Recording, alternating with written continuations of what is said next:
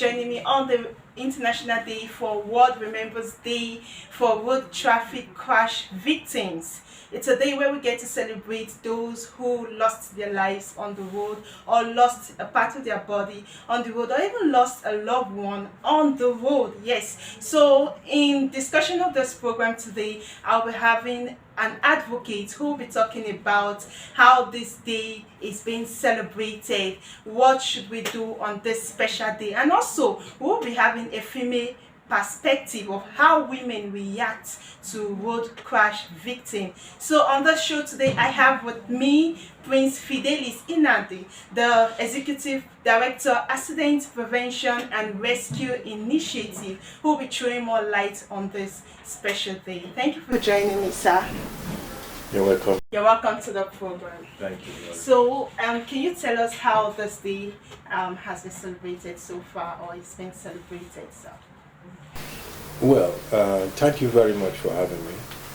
And I also want to thank the viewers who will also be listening to my voice. Really, we are not celebrating, rather, we are grieving. Because it's a painful situation.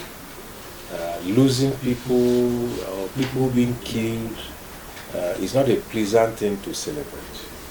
So that's why I say it's not celebration. Rather, it's a day we remember them through prayers. We remember them through wanting to also make contributions towards making provisions for those in hospitals that are not capable of providing for their medical bills, and also affordable medicines and all that. So it is a time to remember those people. The World Remembrance Day for Road Crash Victims is a United Nations declaration, which was made by the United Nations General Assembly sometime October 2006 or thereabout, but I think it's 2006. It was a declaration that the whole world should give attention to the plight of road users.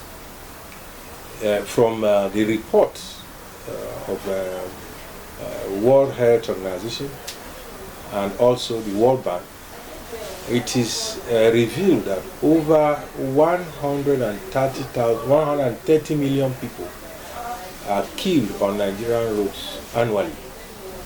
And Nigeria has its own chunk of almost 7,000. I mean, we are talking about reported cases. 7,000 lives lost annually.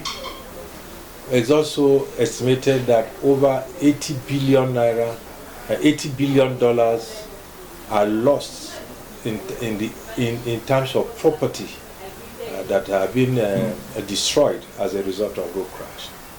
So definitely, as it is, this event is marked every third Sunday of November annually. But unfortunately in Nigeria, this event is yet to be fully marked because it's only a part of the Federal Road Safety Commission that usually mark, along with NGOs like us, who will always come out and they take up the campaign of not having bad drivers on the road, and at the same time for government to come up with effective and implementable policies that will aim to reduce road crash deaths and injuries. As I speak, there are it's estimated that over 35,000 people are injured on Nigerian roads annually. Well, all that is required is the political will of government. The government need to have that political will to address road crash reduction. The fact that they have established a Federal Road Safety Commission, and also the states having also established the State Road Traffic Agency or the Vehicle Inspection Officers, the issue to be considered is how much funding is made available to these agencies in order to pursue road crash reduction. The United Nations have as well made provisions for road safety funding, but such funding I'm not aware how much is getting to Nigeria, and even if it's getting to Nigeria, it is not something that is made known to most of us that are, non-state actors in that sector. So to us as NGOs, we're also not finding it easy in terms of funding some of our activities that will aim to complement government efforts in the reduction of road crashes. Because even if you look at our roads, they are so porous that there is nothing like safety on it. The roads are still being constructed in the same manner of 1950s. There are no road shoulders, you don't have pedestrian crossings, you don't even have adequate provision for motorbikes or cyclists or even hand-pulled trucks. All those users are cramped into one road, and all these put the users at risk, very high risk. And even when there is road crash, emergency responders are not there. So you find out that when you are using the road, you are on your own. There is no safety provisions. Okay, sir. So let's talk about, aside the funding, let's talk to the public. What do you think people do wrong on the road that leads to road crash? Well, there are many things that people do wrong, and they are doing it out of ignorance. Most of them don't know the road safety laws.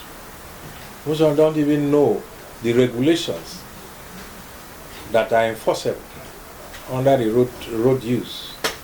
You have drivers who train under the trees, and they come out and get their license.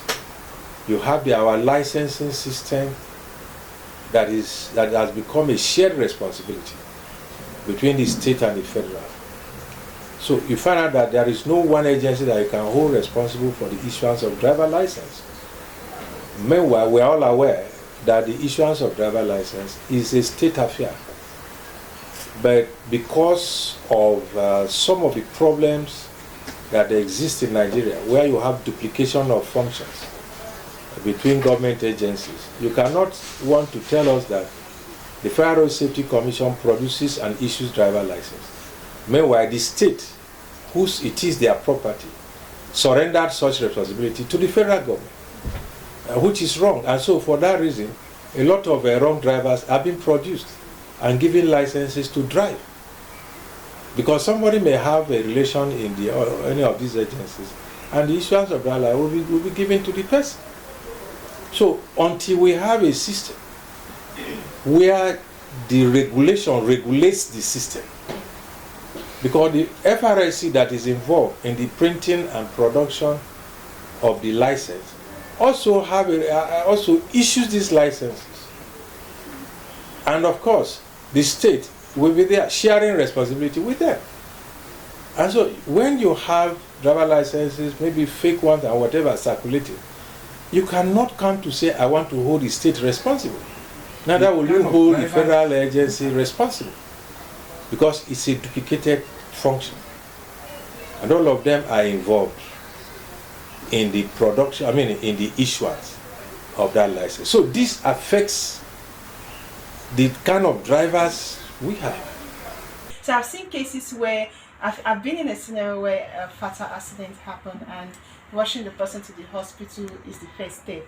So we want you to tell us, what's the first step to do when you are in the scene of an accident or involved in an accident? What's the first thing you think the public should do?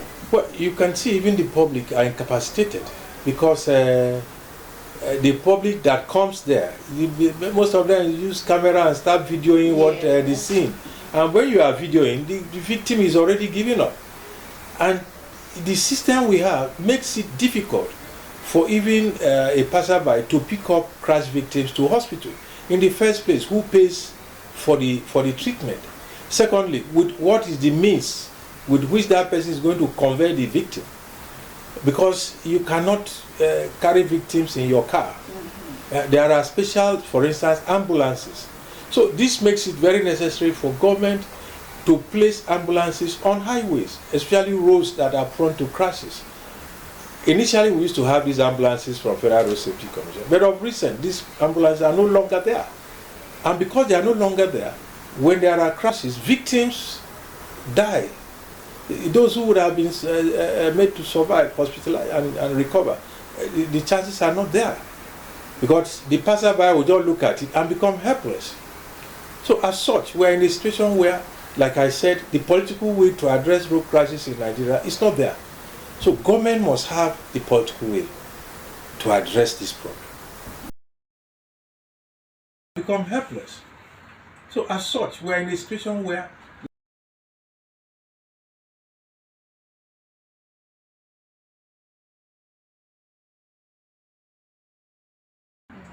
Okay, so well, as far as our position is concerned, we are not enforcement agency, we are not policy makers, we are simply advocates. So just like I'm talking now, if government gets to hear it, they should take that opportunity to listen to us. We have a lot of drivers on the road who are not supposed to be drivers, and a lot of persons on the road who do not understand the road signs. So we need you to educate the public more about road signs. Yeah, road safety campaign is a huge expense. It costs much. And you see, when non-state actors who are engaged in this campaign find it difficult to reach out, it is because the funding is not there. Yes, because even the agencies are not making provisions for road safety campaigns. So when you have the non-state, that is like NGOs, who needs that support, who need the society to support them and donate to the cause which they represent, they are not there, they are not listening, they are not even paying attention to it. And so what you do, you become handicapped. So we keep on talking, just like as I'm talking now. We'll keep on talking until we get to, where it gets, and then maybe the society will change from that attitude. We have a very, very lackadaisical attitude. I mean, I'm talking about the society now, over safety. The consciousness, the safety consciousness is not there. It's not there. You see a driver carrying how many people, but yet see a driver carrying overload, and they pass those agencies, those officers on the road, and nothing happens. You understand? They endanger the lives of others. But when we see these things and we talk about it, it will look as if we're against the agency. No, we're not against them, but we're just pointing out some of the areas they need to buckle up to save more lives.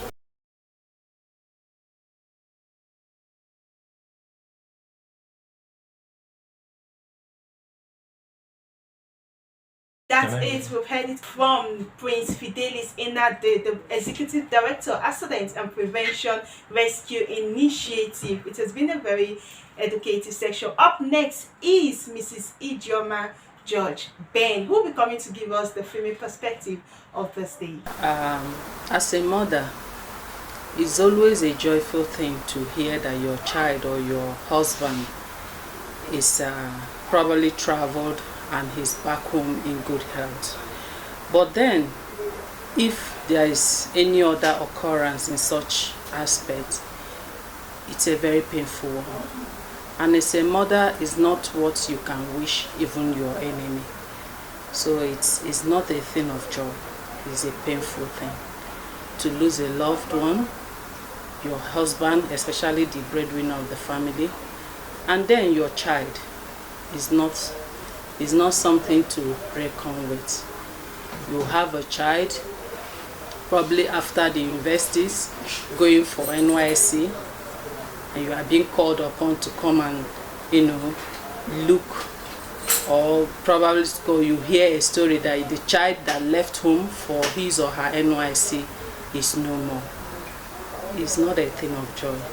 Every mother, whichever mother that faces such situation, can never remain the same. So it's not a thing of joy at all. Okay, ma, just before we let you go, what do you have to say to people out there who have passed through such cases? A lot has to be said concerning it, especially on our roads. Accident is a painful thing to hear. And with what is happening in our roads today, is a daily occurrence. It's a daily occurrence whereby we don't have good roads. And even at that, the vehicles that ply the roads are nothing to talk about, because we have unlicensed, unchecked vehicles. The officers that are supposed to do that, they leave their job to do other things. So I would say our government has a lot to do concerning that aspect, to see that accidents is being reduced drastically on our roads, to prevent such occurrences of losing loved ones and our breadwinners and our children, and even mothers as well, everybody involved. Because no one, as long as you're leaving your house, you're definitely going on a road. You could be trekking, you could be on a bike, you could be in a vehicle, and it occurs. It's not something that tells you I'm going to happen today. So it's something that we all have to be aware of and cautious about it. You're saying I've once been a victim. Share with us your experience. And I myself, the experience was not good at all. I had injuries, but I thank God I came out of it alive. And I also have some family members that we lost in accidents. I have a brother who died in an accident, or two vehicle accidents, and it wasn't something to be happy about. We all felt the impact, and even till today, we are still missing him. And we pray that if not for the bad roads, probably he would have still been here with us. We should all have to be, conscious and aware, especially in this festive period. Whoever is plying the Nigerian roads should be very, very cautious of the roads. You could pass a road this morning and it looks good, and you're coming back in the evening, the roads are no more there, because it's either there's a pothole or something happens and the government is not doing anything about it. It takes a longer time, even when they are going to do it. By then, lives have been lost. So I will say, please let our government do the necessary things concerning our roads, and it will go a long way to curb the deaths and the loss we are having. That was a very touching one from Mrs. Ijeoma George Bain. Now, Prince, how did it go over the states? Because we had Cross River State had a bit of activities. How was it in different states? Let me commend the Federal Capital Territory Administration, that is the Directorate of Road Traffic Services, FCT, that have been doing wonderfully well. They participated in this event, and also I will have to commend Anambra State government for the much effort they are doing to sanitize the state from a lot of road traffic violation. The VIOs they are trying, and at the same time Cross River State. So like I said, the FCT administration, that's the Directorate of Road Traffic Services, under Dr. Abdul Latif Bello, is a wonderful man. He has carried the function of road traffic safety in FCT as if it is his own personal problem, because there has been sanity in FCT. And of course, for the fact that there is one particular area that contributes much in the safety of lives, which is by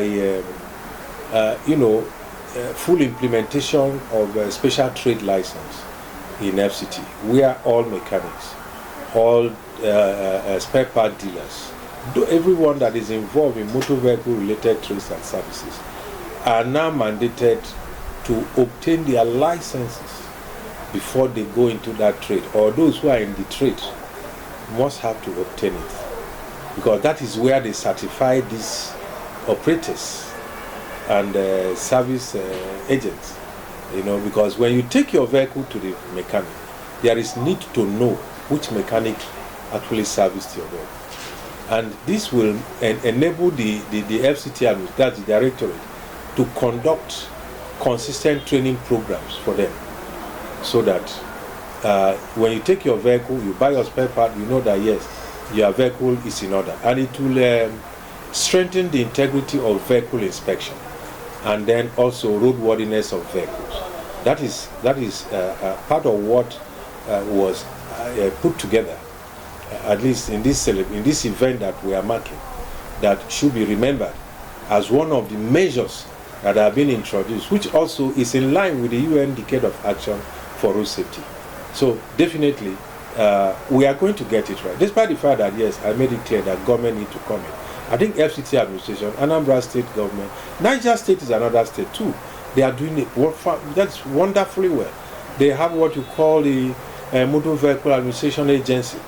You understand? Under the leadership of the director, there's the chief executive there. You understand? Engineer Bello. He's doing very well. So let's applaud them, because they're also part of the government agency that I was referring to. It's a beautiful place to call it a wrap. It's been a very educative section with the Accident Prevention and Rescue Initiative. We'll see you again on the next International Day. I remain patient, Okosi.